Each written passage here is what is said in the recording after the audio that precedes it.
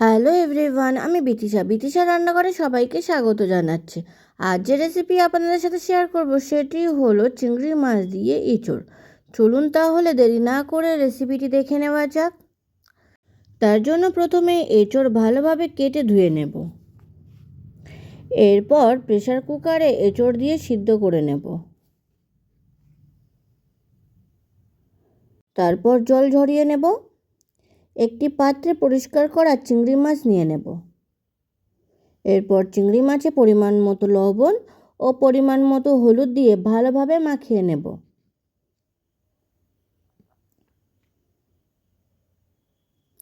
কড়াইতে পরিমাণ মতো সর্ষের তেল গরম করে নেব। তেল গরম হলে লবণ হলুদ মাখানো চিংড়ি মাছগুলোকে গরম তেলের মধ্যে দিয়ে দেব। চিংড়ি মাছ ভালোভাবে ভাজা হলে ভাজা চিংড়ি মাছগুলোকে তুলে নেব।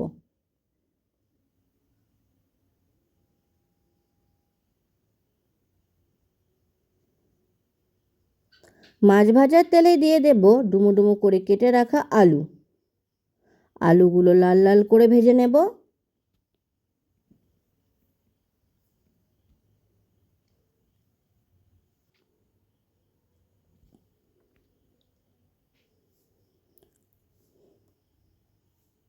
আলু ভাজা হলে ভাজা আলুগুলোকে তুলে নেব।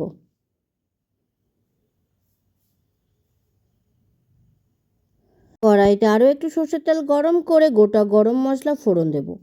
ফোড়ন ভাজা হলে দিয়ে দেব পেঁয়াজ কুচি।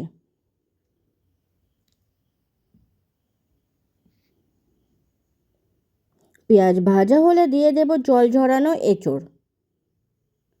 3 থেকে 4 মিনিট ভেজে নেব।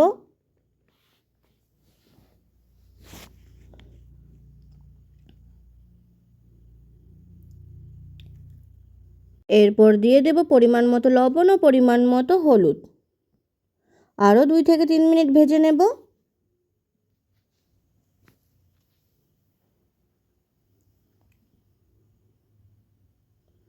এরপর দিয়ে দেব পেঁয়াজ বাটা, রসুন বাটা ও আদা বাটা। 3 থেকে 4 মিনিট কষে নেব।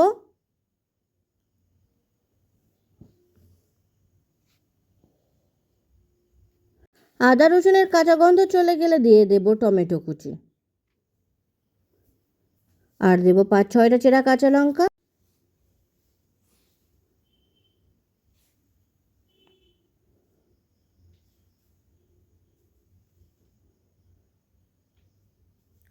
দুই থেকে 3 মিনিট কষে নেবার পর টমেটো গলে গেলে দিয়ে দেব ভাজা আলু ও চিংড়ি মাছ।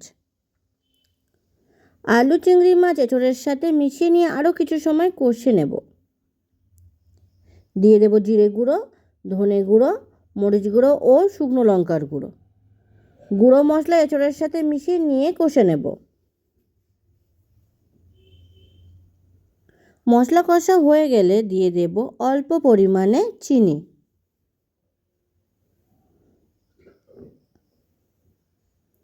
দুই থেকে 3 মিনিট কষে নেব।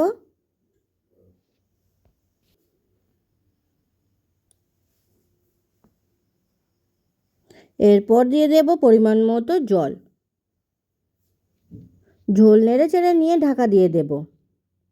কম আঁচে 7 থেকে 8 মিনিট ফুটিয়ে নেব। এরপর ঢাকা খুলে নেব। মাঝে মাঝে নাড়াচাড়া করে নেব। দেখে নেব আলু সিদ্ধ হয়েছে কিনা। আলু সিদ্ধ হয়েছে। এরপর দিয়ে দেব গরম মশলার গুঁড়ো। গরম মশলার গুঁড়ো এঁচোড়ের সাথে মিশিয়ে নেব। তৈরি হয়ে গেছে চিংড়ি মাছ দিয়ে এঁচোড়। ভিডিওটি কেমন হয়েছে অবশ্যই কমেন্ট করে জানাবেন। আর ভিডিওটি যদি আপনাদের ভালো লেগে থাকে তাহলে আমার চ্যানেলটিকে সাবস্ক্রাইব করতে একদম ভুলবেন না। ধন্যবাদ।